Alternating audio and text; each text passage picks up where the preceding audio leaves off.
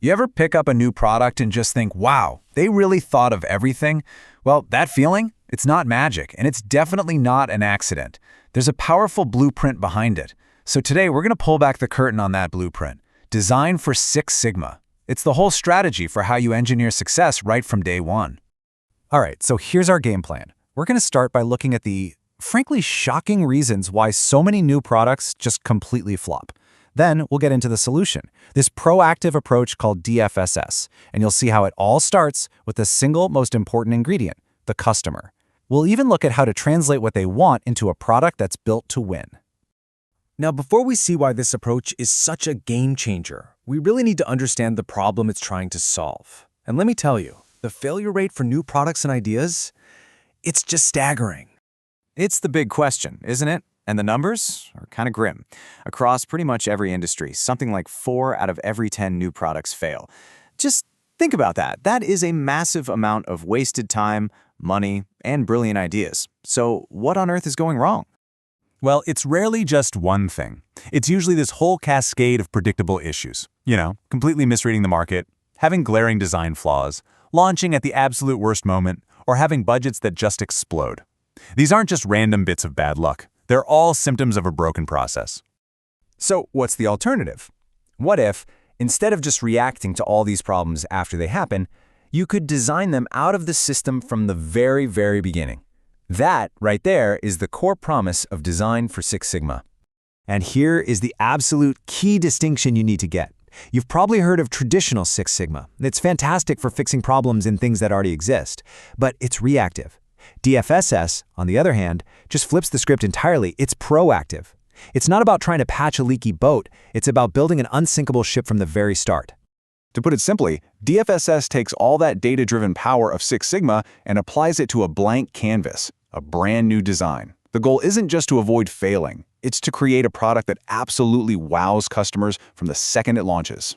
And let me tell you, the payoff for getting that design right from the start is huge. You get your product to market faster, the costs are lower over the product's entire life.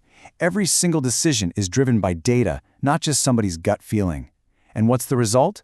Higher quality, more reliable products. And you know what that means? A bigger piece of the market. So how do you actually do all this? Well, DFSS gives you these structured playbooks to follow.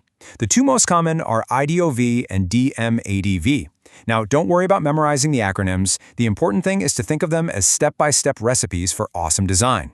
They make sure the team follows a proven path and doesn't miss a single critical ingredient. Okay, and this brings us to the absolute bedrock of the entire DFSS philosophy. You can have the best engineers in the world, the most cutting-edge technology, but if you're not building something people actually want, you are destined to fail. It all, and I mean all of it, starts with listening. But this is so much more than just sending out a quick survey. It's about digging deeper. It's about uncovering the problems, the needs, and even the frustrations that your customers might not even know how to articulate. And yep, there's a formal process for doing just that. It's called the voice of the customer, or VOC for short. It's the systematic process of gathering what your customers truly need and value. And pay close attention to that last part. Quality is ultimately defined by them.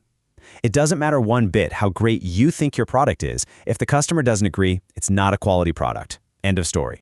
So, how do companies actually capture that voice? Well, they use a whole toolbox of methods. You've got the classics, right? Surveys, focus groups, one-on-one interviews. But there's also incredible insight hiding in customer complaints, and even by studying what your competitors are doing right. It's all about grabbing data from every possible angle. Okay, so you did it. You captured the voice of the customer. You have this whole list of their wants and their needs. Now what? You have to somehow translate all those desires into the cold, hard language of engineering specs. And for that, we have an absolutely brilliant tool.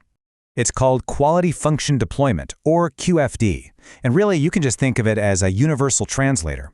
It takes a customer wish, something qualitative like, I want a phone with a battery that lasts all day. And it translates it into a precise quantitative engineering target like, this device must operate for 18 continuous hours under these specific conditions. And the central tool of QFD is beautifully illustrated here. It's called the House of Quality, and for a very good reason. See, the what's, all those customer requirements, they form one wall. The hows, the technical specs, form another. The roof shows how all those technical specs relate to each other, and the main room connects everything. It makes sure the entire structure is strong, stable, and built exactly to the customer's plan. But hey, even with the world's best blueprint, things can still go wrong. And that's where another proactive tool comes into play: failure mode and effect analysis, or FMEA. This is where you basically get to be a professional pessimist. You sit down and you ask, what are all the ways this design could possibly fail? And then you design those failures out of the system before they ever get a chance to happen. The process is incredibly systematic and pretty clever. For every potential failure, you ask 3 simple questions. 1, how severe would it be if it happened? 2, how likely is it to happen? And 3, how easy would it be for us to detect it? You multiply the scores for those 3 things and you get a single risk priority number, or RPN. This number instantly acts like a bright red flag, showing the team exactly where to focus their problem-solving energy first. All right, we've listened to the customer, we've designed a really robust product. Now, it's time to actually build it. And to do that right, everyone on the team needs to be on the exact same page, working from the exact same playbook.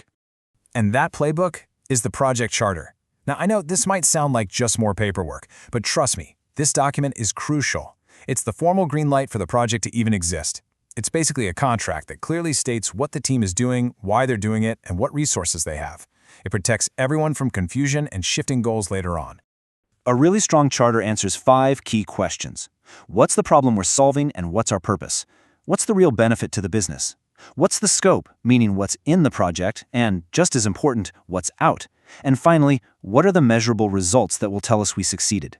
It's the ultimate tool for keeping everybody pulling in the same direction. So as we wrap things up, let's just circle back to that big core idea. Design for Six Sigma isn't some magic formula that guarantees perfection. It's a disciplined, data-driven mindset. It's all about making that conscious shift from reacting to problems to proactively designing them out of existence from the start. It really is the difference between just hoping for a hit product and actually building a blueprint for one. And that leaves us with one final thought. Look around you right now. Pick up your phone, your coffee mug, whatever's nearby. Now that you know about this whole proactive approach, what do you see? What's one tiny detail, or maybe one major feature, that, with a little more foresight, could have been designed just a little bit better from the very beginning? Kind of gives you a new way of seeing the world, doesn't it?